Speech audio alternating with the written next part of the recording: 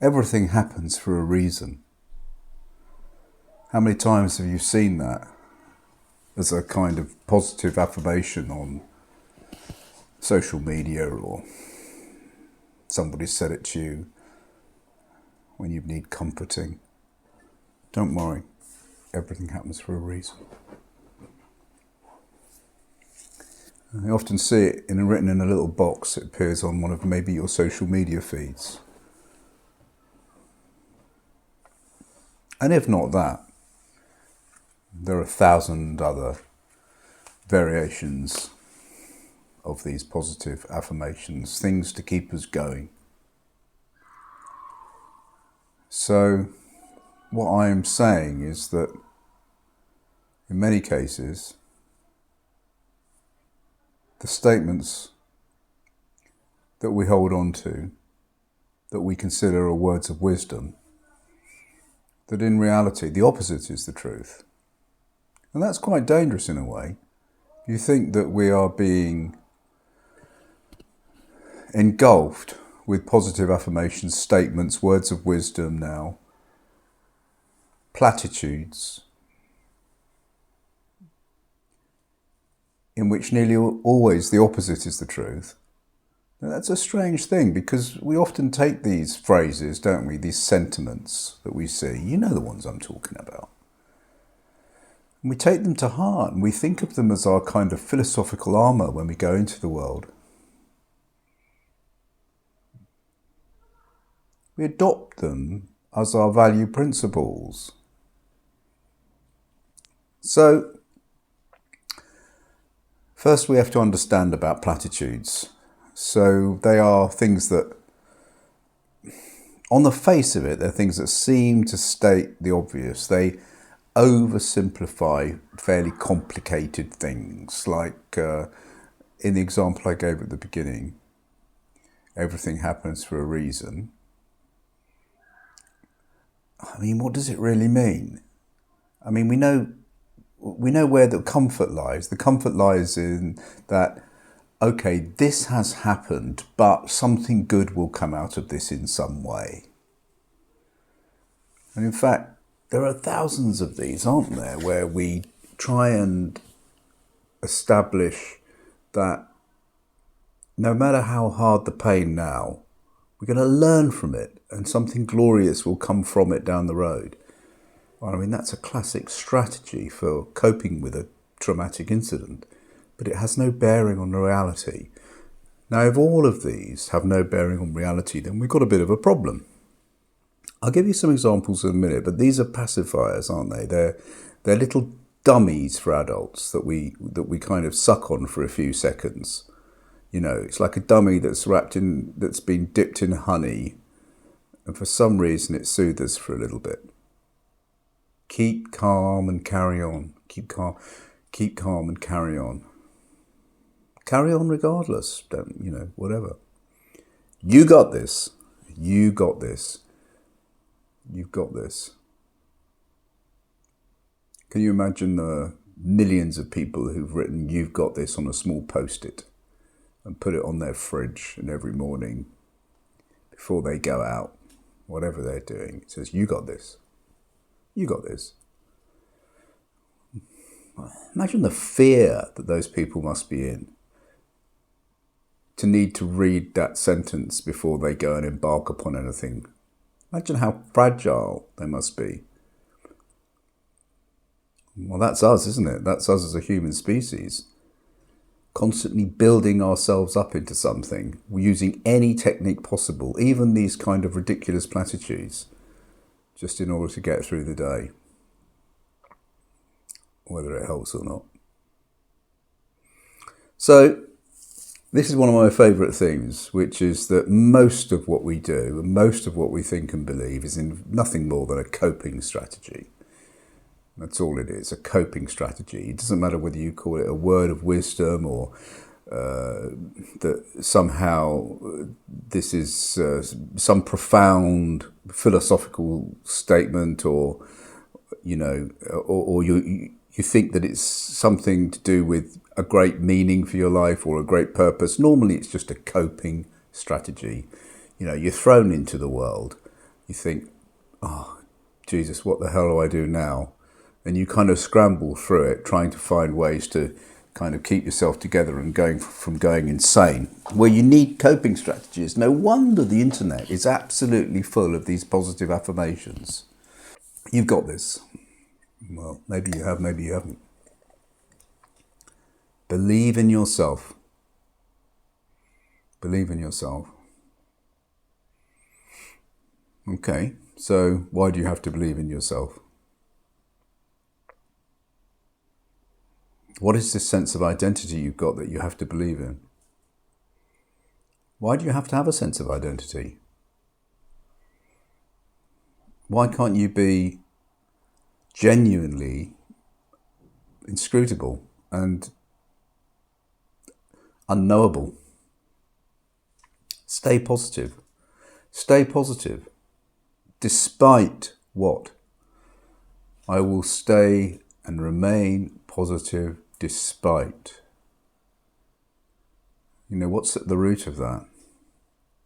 Well, what we're really saying is I'll stay positive despite the horror. Now, if you're going to stay positive despite the fear and the horror and the suffering and the pain and the anxiety, then in a way you're living a delusional life, aren't you? You're actually saying that this is what the world is like. It's scary, it's frightening, it's fearful. That's the reality of it for everybody. But I will ignore that and I will stay positive. As I move through the world, I will have a kind of P for positive imprinted on my forehead. And I will always fall back on that big capital P, and I'll remember it stands for positive and be positive. Everything happens for a reason. It suggests a kind of like mystical karma, doesn't it? Well, of course. I'm afraid that things happen for no reason whatsoever. That's the reality, isn't it? Things happen for no discernible reason whatsoever. Life is not fair. Dream big. Pursue your dreams, that kind of thing. All of those affirmations which are about that kind of thing. Well, I've talked about this quite a lot before. I think that anybody who sacrifices any portion of their life to an ambition which they believe will end in some form of salvation or some form of enlightenment or a kind of spiritual transformation will be disappointed. It simply isn't going to work. And I think that's the reason that most people pursue their ambitions. Of course, there are others who enjoy the process and they kind of realize maybe that the moment they achieve whatever it is they're trying to achieve, then they will be faced with a vacuum from which they need to fill again. You are enough. Are you enough? Could you be more? You are enough. What's the rationale behind saying you are enough? Are you reaching your full potential? I don't know. But these are all contentious statements. And yet these are the sort of things that we adopt as our kind of life strategies. Do what you love, follow your dreams. Well, this is a fairly new phenomenon, isn't it? Do what you love. I mean, are we sure that life is about indulging ourselves in our own peculiar desires?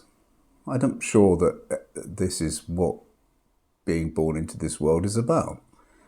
I mean, you know, it not only is a survival course, not only do we have to navigate through it with as little pain as possible, not only do we have to furnish ourselves with the basics and, you know, maybe we'll get a couple of weeks holiday here and there, but the idea of it being a kind of personal indulgence of our own manifestation of our own kind of dreams doesn't seem to have any connection with reality, in my opinion. But there you go. So again, it's certainly contentious, if not in opposition to the actual truth. I deserve to live a happy and healthy life. Well, that would be very nice, but it's not necessarily in alignment with the reality of our existence. Do you deserve it? Who says that you deserve it? You say that you deserve it.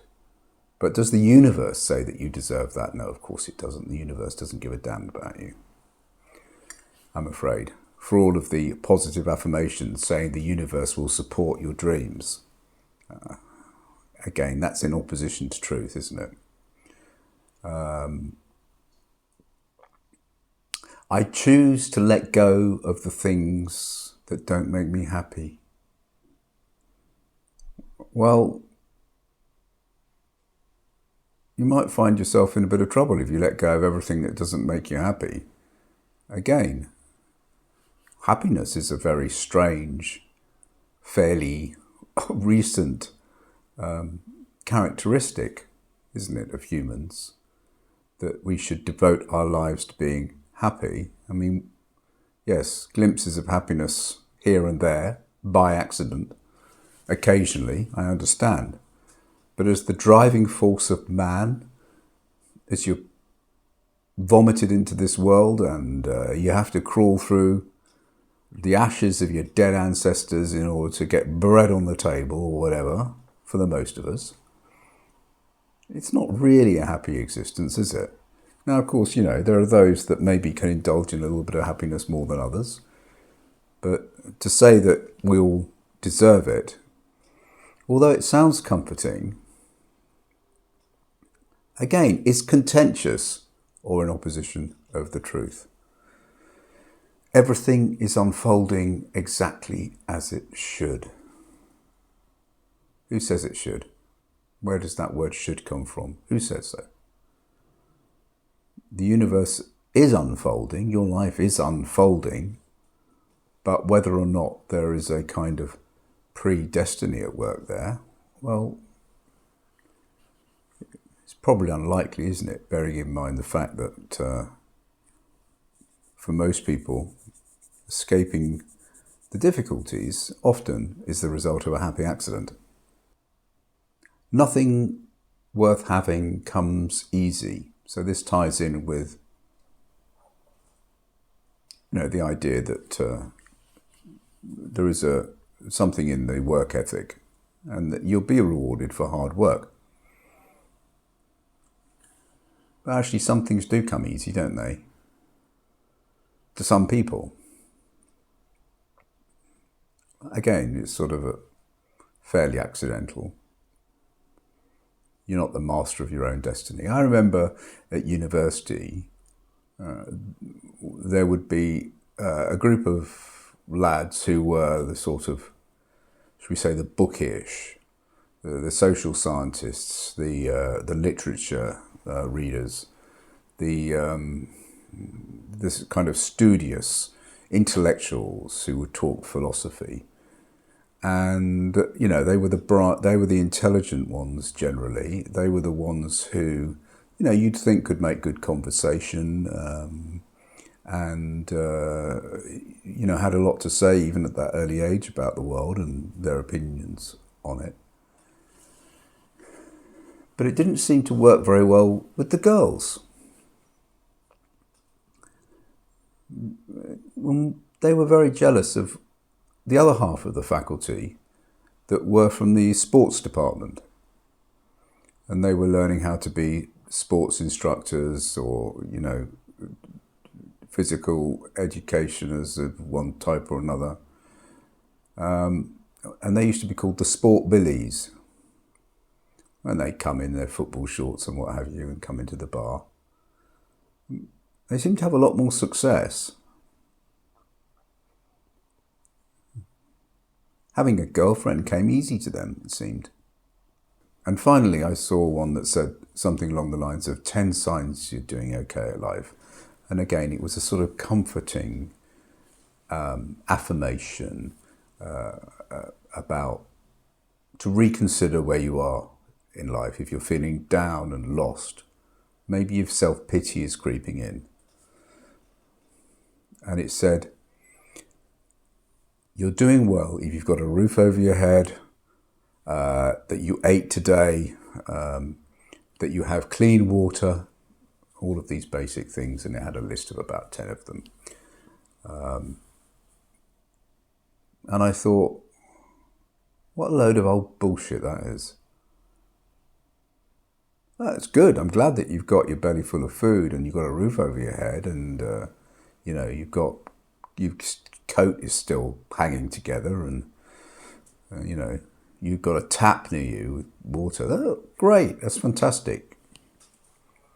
But it's not quite as easy as that, is it? Because anxiety and fear come from a point of view where it's tomorrow that you're worrying about to some extent. So if you've eaten today but you're not sure where tomorrow's food is coming, or if you've got a roof over your head today and you're not sure whether you'll have a roof over your head tomorrow because you're struggling with the rent, or the landlord's onto you, or the rents are going up, then you can't be happy, can you? You're not going to be happy. You're not going to be blissfully happy unless you read thousands of positive affirmations saying, don't worry, be happy. So all of this stuff upon which we kind of build a coping strategy, a defense strategy, a kind of positivity shield from the crap, is a form of propaganda. So where does all this come from? Well, the Bible is full of this kind of coping strategy, isn't it? In effect, it's very hard for a rich man to get into heaven. The poor, the meek shall inherit the earth. You will get your reward in good time. In a way, isn't that what the Bible's all about? And many other holy books. Kind of a little positive affirmation to keep going, to get through it. And then you have Samuel Beckett, the playwright, who wrote Waiting for Godot, where basically two guys are waiting for salvation of some sort, but it doesn't come. That would be kind of the opposite of the positive affirmation. In fact, the only positive affirmation that Samuel Beckett did write probably was, I can't go on. I'll go on. Therefore I tell you, do not worry about your life, what you will eat or drink, or about your body, what you will wear. Is not life more than food, and the body more than clothes? Don't worry, be happy. This is what the Bible is. It's a sort of tool of coping. Goes on. Look at the birds of the air. They do not sow or reap or store away in barns, and yet your heavenly Father feeds them. Are you not much more valuable than they? And why do you worry about clothes? See how the flowers of the field grow. They do not labour or spin. Well, I'm sure that's all very reassuring. Yeah? No, it's not, is it? But it might get you through the day, just about. And as usual, there's a political dimension to it all. The idea is we should not question structure of society or the systems. We should just find it within ourselves to cope with whatever comes our way. So, telling people just to live in the moment, don't worry about tomorrow, it's just a way of neutralising our discomfort. I would suggest that if you ever read these positive affirmations, instead of just kind of seeing them as a kind of snapshot, which gets you through the next few seconds, just try reversing them. You'll normally find the opposite is truth. And the thing is that truth is your salvation in a way, in my opinion. It is the truth, as they say, that will free you up. But the truth, unfortunately, isn't pretty. We live in a cold and indifferent universe. There's no way of saving yourself. Most of the meaning and purpose that you ascribe to your life is a kind of invention. So what is the point of not just distracting yourself with these kind of positive affirmations? Well, why would you venture into that kind of horror, so raw, so naked? Why would you go there? Well, because it's the ultimate coping strategy. It's these great philosophical ideas which help us get through our life. I'll give you one example, and maybe I'll expand upon it in the next podcast thing. So, for example, when the Buddhists say life is suffering, they're not beating around the bush there, are they? If they're saying life is very difficult, then when you go into the world and you find it difficult, you can just think to yourself, well, that's what life is. Life is hard, and I'm experiencing life as a hard thing, but that's what it is. Instead of sort of crying into your soup and trying to find ways that you're going to learn a lesson from it being hard, like, once you've got over this, there'll be some great revelation coming and it will, this pain will make you stronger. Forget about all that crap. Life is really tough. I'm in life. I'm finding it tough. It's horrible. But the coping strategies I need to get through it are understanding, things like understanding that it is tough, or understanding that there is pleasure to be taken from, trying to carry that heavy backpack, which is full of these bloody awful stones of trauma. There's something quite satisfying about putting it on, going on anyway. Just like Samuel Beckett said, I can't go on, I'll go on. I'll go on despite everything, but I know everything. I know how bad it is.